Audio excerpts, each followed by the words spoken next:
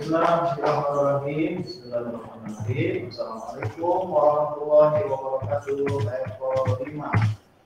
Waalaikumsalam warahmatullahi wabarakatuh. Alhamdulillah. Yang di sekolah ada ya? Di kelas apa ini? Darum ya, di kelas darum ada beberapa orang, di kelas 11 juga ada. Dan yang online juga banyak ya. Baik, insya Allah pada hari ini kita akan melanjutkan pelajaran Sirah Nabawiyah ya. Bentar, Bapak ada buku yang harus dilihatin sama ini.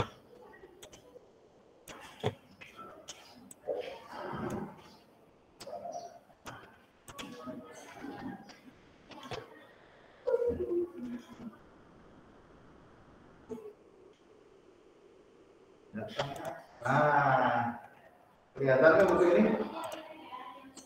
Yang lagi online terlihat bukunya? Terlihat. Ya. Yang kita lihat. Nah, ini adalah buku Sirah Nabawiyah untuk kita belajar ya. Jadi nanti ada 2 jilid. Ini baru jilid 1-nya ya. Nanti bisa kalian peroleh di cendekia muda ya. Nanti bisa tanya, nanti akan ada pengumuman bagaimana cara memperoleh buku Sirah ini. Karena buku Sirah ini bahasanya lengkap ya, dari mulai Rasulullah lahir sampai Rasulullah meninggal dunia. Baik, pada pagi hari ini kita akan melanjutkan bahasan setelah yang kemarin. Yang kemarin kita bahas apa? Ada yang masih ingat? Ketika Rasulullah diasuh oleh pamannya, yaitu Abu Thalib ya. Ada berapa peristiwa? Ada yang masih ingat? Ketika makanan yang sedikit tetapi mengenyangkan, karena Abu Thalib hartanya sedikit, anaknya banyak. Nah, dengan kehadiran Nabi Muhammad di keluarga besar Abu Thalib yang waktu itu usianya berapa tahun? 8 tahun ya. Nah, 8 tahun Rasulullah hadir di rumahnya Abu Thalib ya, bersama anaknya Abu Thalib. Rasulullah ternyata memberikan keberkahan ya, makanan yang sedikit itu bisa mengenyangkan semua anak-anaknya. Padahal sebelum kehadiran Rasulullah, biasanya anak-anak Abu Thalib itu makannya selalu kekurangan, makan habis gitu ya. Pas makanannya habis, anak-anaknya belum merasa kenyang. Tetapi ketika Rasulullah hadir di keluarga Abu Thalib, maka makanan yang sedikit itu bisa mengenyangkan, bahkan terkadang masih suka bersisa. Ya. Nah, ini ingat, ini adalah salah satu keberkahan ya. Berkah itu apa Pak? Berkah itu adalah kebaikan ya, kebaikan yang dibawa oleh sosok Nabi Muhammad. Kemudian yang kedua, peristiwa apa? Rasulullah lebih disayangi oleh Abu Thalib. Anak Abu Thalib banyak, tetapi kehadiran Rasulullah justru malah lebih disayangi oleh Abu Thalib dibandingkan anak-anak lainnya. Ya. Kemudian apalagi Rasulullah ya, kemanapun Abu Thalib pergi itu selalu diajak. Ya, diajak kemanapun. Kalau tidur di mana Rasulullah bersama Abu Thalib? Selalu berada di samping Abu Thalib. Karena saking sayangnya Abu Thalib tidak mau berpisah walaupun hanya sebentar dengan sosok Nabi Muhammad SAW yang masih berusia 8 tahun. Kemudian Peristiwa apa lagi? Rasulullah bekerja nggak di usia 8 tahun? Masih ingat? Nah, Rasulullah bekerja setelah domba atau kambing? Ya, kambing ya. Nanti ada bedanya apa? Bedanya domba sama kambing ya. Silakan kalian cari tahu di internet ya, di browsing. Nah, bedanya kambing sama domba. Nah, yang digembalakan oleh Rasulullah adalah kambing ya. Kemudian dari situ Rasul nanti mendapatkan apa? Mendapatkan upah ya, mendapatkan uang. Kemudian uangnya dipakai buat membantu keluarganya Abu Thalib. Nah, kemudian ada peristiwa apa lagi? Rasulullah berdoa meminta apa? Dibawa ke Ka'bah ketika musim apa paceklik, musim kemarau. Rasulullah diajak untuk berdoa apa? Meminta apa? Bagus, alhamdulillah masih hafal ya. Rasulullah diajak meminta hujan dan kemudian apa yang terjadi? Si awan itu ya, karena Rasul itu kalau berjalan itu awan itu selalu mengiringi, ya, mengiringi terus saja kemana Rasulullah pergi pasti di atas itu ada awan. Ya, dan kemudian awan itu pada berkumpul semua ya ke dekat Ka'bah, kemudian terjadilah hujan yang sangat besar, ya. Kemudian mengaliri seluruh lembah-lembah yang ada di kota Mekah dan juga menyuburkan padang-padang yang ada di kota Mekah ya, sehingga terkabullah doa meminta hujan. Nah, pada hari ini kita akan lihat bagaimana lanjutannya ya ketika Rasulullah berdagang ya. Kita lihat, ada yang bisa jawab ini? Berapa lama Rasulullah berdagang? Ayo, berapa lama? 12 sampai 37 tahun. Berapa? 12 sampai 37 tahun. 12 Kurang sampai terdengar, 37 yang tahun. lain. 12 sampai 37 tahun. Oh, sampai 37 tahun, betul. Berarti berapa lama? 25 tahun.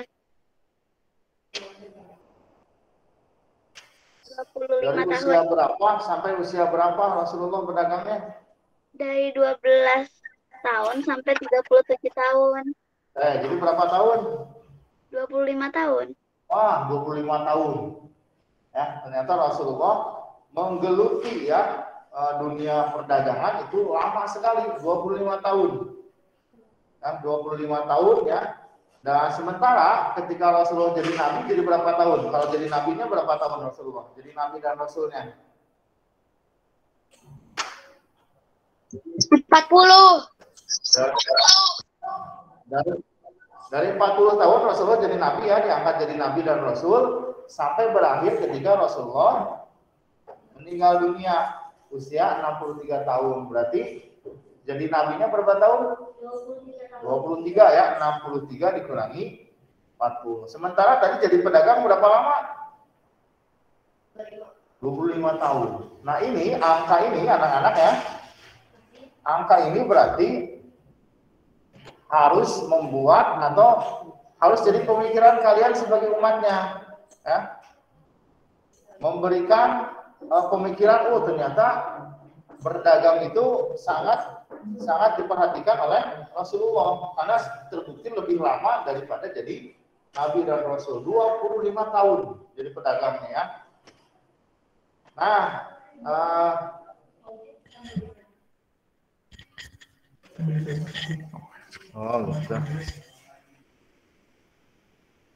Bentar ya. Nah, begini ya. Oke. Baik, Bapak ulang ya. Jadi Rasulullah menjadi nabi dan rasul 23 tahun ya, dari 40 sampai 63. Sementara dalam dunia perdagangan atau dunia bisnis atau entrepreneurship, Rasulullah ternyata lebih lama lagi, 25 tahun. Nah, ini harusnya menjadi sebuah bahan pemikiran kalian ya tentang bagaimana Rasulullah berbisnis.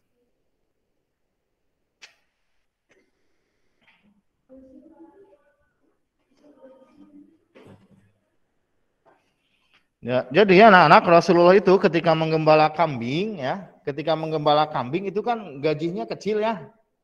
Gajinya kecil loh ya, jadi penggembala kambing itu. Bahkan sampai sekarang kalau nggak salah ya, gaji penggembala kambing di negara Arab Saudi sana itu berkisar antara 4 sampai 5 juta sebulan. Padahal mereka harus berpanas-panasan ya, kemudian membawa kambing-kambingnya mencari padang rerumputan. Makanya para pengembala kambing di Arab Saudi sana rata-rata orang yang berkulit hitam. Gajinya cuma 4 sampai 5 juta, kecil gitu ya untuk zaman sekarang gitu ya. Karena kerjaannya sangat berat gitu ya. Nah, Rasulullah juga berpikir waktu itu kalau hanya mengandalkan menggembala kambing, wah ini agak berat gitu ya untuk menghadapi kondisi keluarga Abu Thalib yang anaknya banyak, kemudian hartanya sedikit. Maka kemudian Rasulullah berpikir bagaimana caranya supaya bisa mendapatkan harta yang lebih banyak. Nah, akhirnya Rasulullah berpikir, karena emang leluhur Rasulullah, kalau kalian masih ingat dulu ya pelajaran kalian waktu kelas 4, ada Hashim ya, kakek buyutnya Rasulullah ternyata seorang pedagang. Kemudian Abdul Muthalib juga seorang pedagang. Ya. Nah, maka Rasulullah di usia 12 tahun mulailah beliau belajar berdagang. Ya, belajar berdagang. Nanti kita lihat ya petanya. Kita pindahkan lagi slide-nya. Nah, ini ya usia perdagangan 25 tahun tadi ya, lama sekali. Kemudian ini, nah, jadi jalurnya jalur perdagangan dunia ya, Rasulullah bukan hanya di Mekah dan Madinah saja. Nah, ini peta usia Rasulullah ketika berdagang ya. Kita lihat dari usia 12 tahun mulai berdagang. Start berdagang. Rasulullah di sini cari pengalaman dulu. Ya, selain karena Rasul itu punya darah para nasab leluhurnya itu para pedagang, maka Rasulullah di sini cari pengalaman dulu ya, bagaimana cara berdagang itu ya. Kemudian selama dari 12 ke 17 ini ada angka 5 ya, 5 tahun. Ada jeda waktu 5 tahun. Nah, Rasulullah cari pengalaman. Kemudian di usia 17 tahun. Nah, usia 17 tahun maka Rasulullah sudah mulai membuka usahanya sendiri. Ya. Membuka usaha sendiri. Tadinya hanya cari pengalaman, ikut dagang ke sana, ikut dagang kemari ya, termasuk ke Syam bersama pamannya. Usia 17 tahun Rasulullah sudah mulai membuka usaha sendiri. Kemudian 17 ke 25 tahun ada angka 8. 8 tahun berikutnya 25 tahun Rasulullah itu sudah bekerja sama dengan para pemilik modal. Salah satunya siapa? Yang nantinya akan jadi istri Nabi Muhammad. Jadi usia 25 tahun Rasulullah bekerja sama dengan Khadijah. Khadijah waktu itu kekayaannya luar biasa. Ya, kalau kalian belajar matematika, ya, itu kekayaannya Khadijah itu 2/3 dari pemilik dari harta kekayaan kota Mekah. 2/3 dari milik harta orang-orang yang ada di Mekah. Ya. 2/3 segimana TV ini? Kalau misalkan TV ini seluruh harta ya 2/3 itu ya segini. Nah, dari sini sampai sini itu hartanya milik Khadijah, berarti sangat banyak sekali. Nah, itu semua nanti kerjasama dengan Nabi Muhammad, dan kemudian apa yang terjadi? Ya, ketika Rasulullah bekerja sama ya dengan Khadijah, maka hartanya Khadijah nanti akan semakin bertambah. Ya, karena Rasulullah berdagangnya luar biasa ya, selalu mendapatkan keuntungan. Nah, kemudian, tadi ya 37 tahun Rasulullah nanti menikah akhirnya dengan pemilik modal yaitu Khadijah, dan kemudian setelah menikah Rasulullah tetap berdagang ya, Kemudian nanti usia 37 tahun, Rasulullah di sini mulai berhenti berdagang. Kenapa Rasulullah berhenti berdagang di sini coba?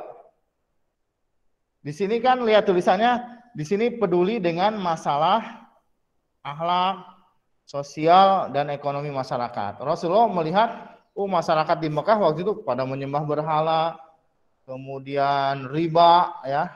Pokoknya riba itu apa ya bahasanya, perekonomian yang licik lah ya.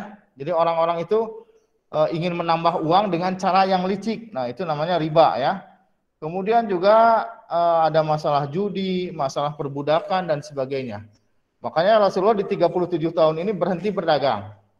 Tetapi uang dari hasil perdagangannya masih mengalir. Ya, Rasulullah sudah tidak berdagang, tetapi tabungannya selalu terisi. Nah, apa namanya itu? Ada yang tahu? Yang suka bisnis apa istilahnya? Pensiun. Pensiun. Pensiun mah dapat uangnya sedikit. Ini rada nyetrum ini sedikit nih. Suaranya tangan Bapak rada nggak apa-apa Bu. Ini. Kalau pensiun sih dapat hartanya sedikit. Ini mah namanya mungkin kalau ada yang pernah dengar namanya passive income. Passive income. Jadi sudah tidak bekerja tetapi keuntungan dari perdagangan-perdagangan yang dilakukan oleh Nabi Muhammad itu tetap berjalan, tetapi yang bekerjanya bukan lagi Nabi Muhammad. Yang bekerjanya adalah orang lain. Jadi di sini usia 37 tahun Rasulullah sudah punya banyak sudah punya banyak karyawan. Ya, sehingga karyawan yang bekerja Rasulullah tetap mendapatkan keuntungan. Ya, misalkan kayak di sini misalkan Andita ya punya rumah makan Padang misalkan ya Andita. Nah, cabangnya itu sampai 100 misalkan ya di seluruh Indonesia, di semua kota. Anditanya nggak kerja kan, yang kerjanya orang lain ya. Nah, tiap bulan Andita cuma ngontrol aja. Ini keuntungan dari cabang ini berapa? Keuntungan dari ini berapa? Anditanya nggak bekerja tetapi uangnya tetap masuk. Nah, itulah yang dilakukan oleh Nabi Muhammad. Sehingga Rasulullah di sini memperoleh uang yang sangat banyak. Menjadi orang yang kaya raya di usia 37 tahun. Nah, ketika bekerja dulu dengan Khadijah, kalau tadi pengembala kambing kan upahnya antara 4 sampai 5 juta ya. Nah, sementara ketika jadi pedagang, Rasul itu diupah oleh Khadijah dengan, ada yang tahu nggak apa upahnya dulu kalau berdagang? Dikasih apa? Garam. Dirham, dinar, rumah. Dikasih unta. Ah, betul ya, dikasih unta betina yang sudah dewasa. Ya, berarti kalau unta betina sudah dewasa, sebentar lagi mau apa? Untanya? Mau bukan kalau unta betina itu apa? Akan melahirkan beranak. Akan beranak ya, unta beranak. Coba kalian bayangkan ya, kalau harga satu unta, apalagi unta betina dewasa, itu harganya puluhan juta. Ya, makanya Rasulullah waktu itu kalau pedagang lain biasanya sama Khadijah cuma dikasih satu unta. Tetapi karena Rasulullah ini ketika berdagang untungnya sangat banyak, maka Khadijah pun biasanya memberinya 2 unta. Ya. Dan rata-rata perjalanan dagang itu rata-rata sekitar 2 bulan lah ya, pulang pergi ya. Dari Mekah ke Syam atau ke Yaman, pulang lagi sekitar 2 bulan dapat 2 unta. Kalau satu unta kita hargakan ya, yang dewasa tadi, yang unta betina dewasa, kita hargakan itu seharga sekitar 50 juta lah. Ya, berarti kalau dapat 2 unta berapa juta? Oh, makanya 100 juta kan? Makanya tadi Rasul berpikir kalau jadi pengembala kambing, wah lama nih memperoleh harta yang sangat banyak. Makanya Rasul beralih menjadi seorang pedagang. Karena dari pedagang ini apa? Rasulullah bisa mendapatkan harta yang banyak. Dan nanti terbukti di usia 37 tahun ya, Rasulullah itu sudah tidak berdagang tetapi hartanya tetap banyak. Tetapi nanti hartanya akan habis di sini nih. Harta Rasulullah dan hartanya Khadijah yang sangat banyak di usia 40 sampai 63 ini habis. Dikemanakan harta yang sangat banyak? Dipakai buat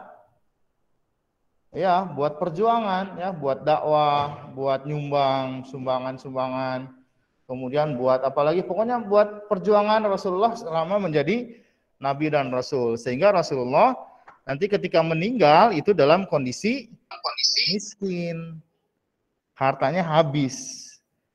Ya, nah kalian pun tadi ya harus punya cita-cita seperti ini ya. Punya cita-cita banyak duit, sehingga dengan uang yang sangat banyak itu kalian bisa berinfak yang banyak, bisa bersedekah yang banyak, bisa menghajikan atau mengumrohkan orang-orang ya yang banyak, sehingga nanti harta kalian itu akan menjadi tabungan kalian untuk bisa masuk surga ya. Nah, kemudian 40 sampai 63 nanti salah satu dakwah Rasulullah itu adalah meluruskan tata cara bisnis umat, karena waktu itu kan bisnisnya curang. Ya, dikuasai oleh orang-orang Yahudi bisnisnya, dan orang Yahudi kalau berbisnis curang, mereka licik ya. Kalau menjual barangnya atasnya yang bagus, bawahnya jelek. Nah, itu praktek bisnis orang Yahudi ya. Maka Rasulullah di sini ya, bagaimana supaya ketika Islam ini menyebar ke seluruh penjuru dunia, termasuk salah satunya agar bisnisnya itu berkah ya. Lanjutkan lagi sedikit lagi, Bu. Nah, ini peta dagang Rasulullah ya. Di sini Mekah, Madinah, Rasul dari Mekah ke Madinah, kalau ke atas ini ke Syam, kalau ke bawah ke Yaman. Ya, daerah sini Yaman ya. Sehingga inilah Rasulullah berdagang itu bukan hanya di Mekah dan Madinah, tetapi ke luar negeri. Nah, apalagi tadi ya, kalau misalkan Andita itu buka cabang rumah makannya bukan hanya di Indonesia, tetapi di Singapura ada, di Mekah ada, kemudian di Australia, di Amerika juga ada. Oh, itu pasti si uangnya akan bertambah banyak lagi. Ya. Nah, kemudian modalnya apa sih dulu waktu Rasulullah berdagang? Ada yang tahu? Menjadi orang yang jujur dan terpercaya. Menjadi orang yang terpercaya. Jadi modal Rasulullah apa? Oh, jujur dan terpercaya. Kita lihat jawabannya betul tidak? Nah, betul ya. Jadi modal Rasulullah ketika berdagang itu bukan uang. Ya, jadi kalau ada orang yang niat saya mau jual, mau dagang tapi nggak punya modal. Dulu Rasulullah membuktikan. Rasulullah juga awalnya miskin, ya, diasuh oleh pamannya yang miskin juga, Abu Thalib.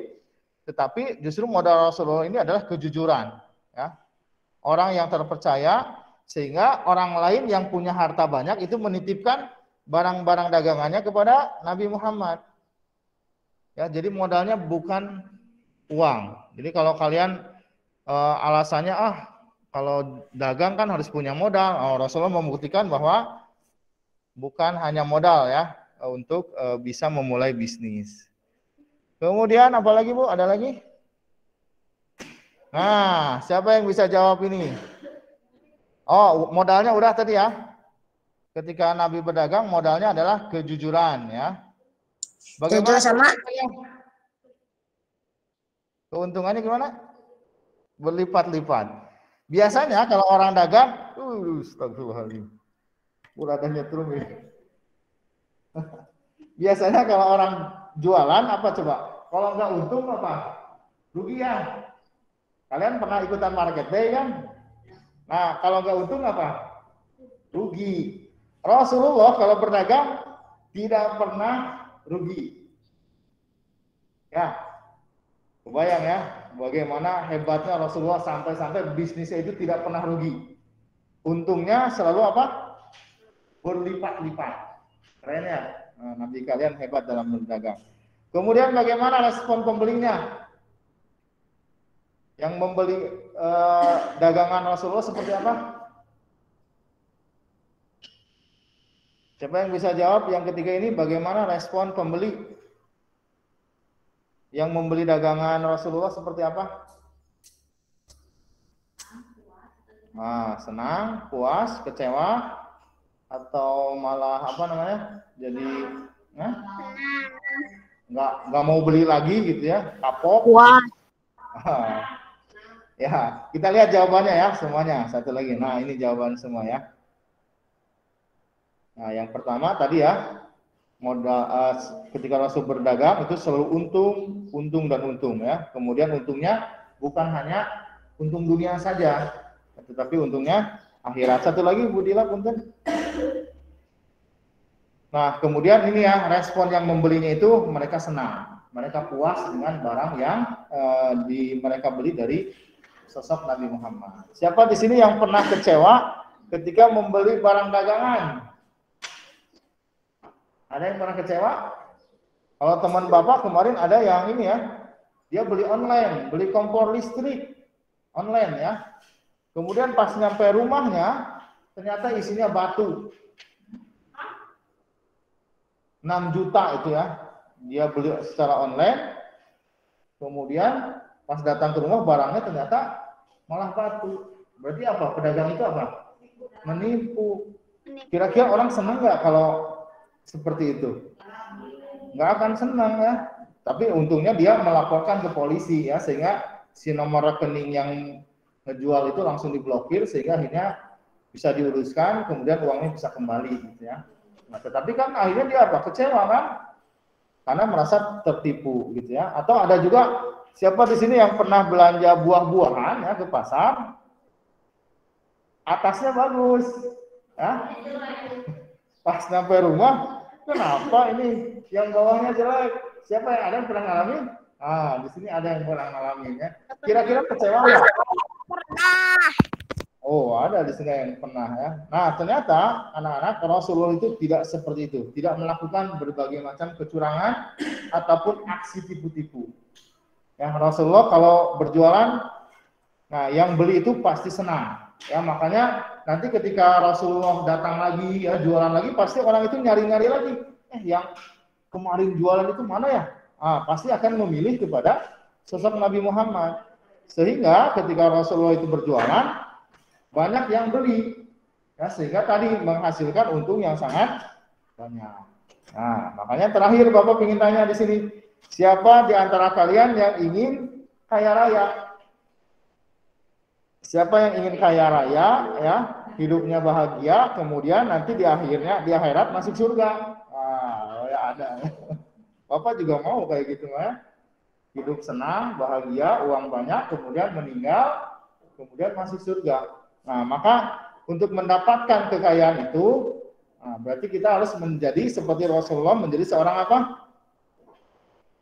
Menjadi seorang apa? Untuk mendapatkan kekayaan yang berlimpah? Menjadi seorang pedagang, ya, businessman, ya, atau entrepreneurship, ya. Itu yang dilakukan oleh Rasulullah sehingga memperoleh kekayaan yang sangat banyak. Kemudian dengan kekayaan itu Rasulullah banyak berinfak, ya, banyak bersedekah, sehingga semua hartanya habis. Dan Rasulullah nanti meninggal memang dalam kondisi miskin, tetapi hartanya sudah menjadi tabungan nanti di akhirat untuk mendapatkan surga. Ya, itu saja yang bisa disampaikan. Ada satu pertanyaan, bolehlah satu pertanyaan. Ada yang mau bertanya? Yang di kelas ada yang mau bertanya? Yang mau jadi pedagang, coba biar kaya raya seperti Rasulullah, siapa? Acungkan tangan, boleh raise hand. Ada berapa orang kita hitung yang mau jadi pedagang? Ada 6. Oh, di sini mau ya, di kelas mau semua, alhamdulillah ya. Kenapa? Kenapa dia punten?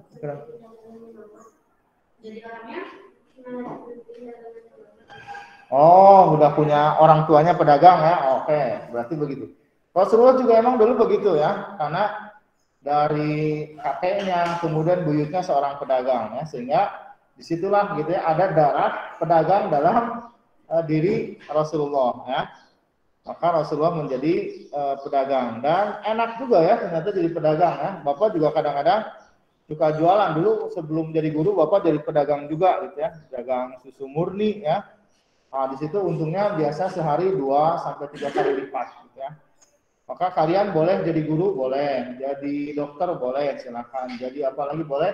Tetapi ingat, kalian harus tetap mempunyai jiwa seorang pedagang seperti Nabi Muhammad ya, yang dengan pedagang itu kalian nanti bisa memperoleh harta yang banyak, kemudian bisa berinfak, bisa bersedekah yang banyak juga ya. Demikian saja ya, karena waktu sudah jam 10. Alhamdulillahirabbil alamin. Worksheet-nya nanti sajalah ya dikerjakannya ya. Udah selesai Pak worksheet-nya. Oh, sudah dikerjakan. Aku juga selesai Pak. Sudah selesai. Keren. Bagus ya, alhamdulillah. Kasih nama dan kelas jangan lupa ya. Sudah. Alhamdulillah ya. Jangan lupa nanti ya kalian tunggu info untuk bisa mendapatkan buku yang sangat menarik ini ya tentang Rasulullah. Alhamdulillahirabbil alamin. Assalamualaikum warahmatullahi wabarakatuh. Waalaikumsalam. Assalamualaikum.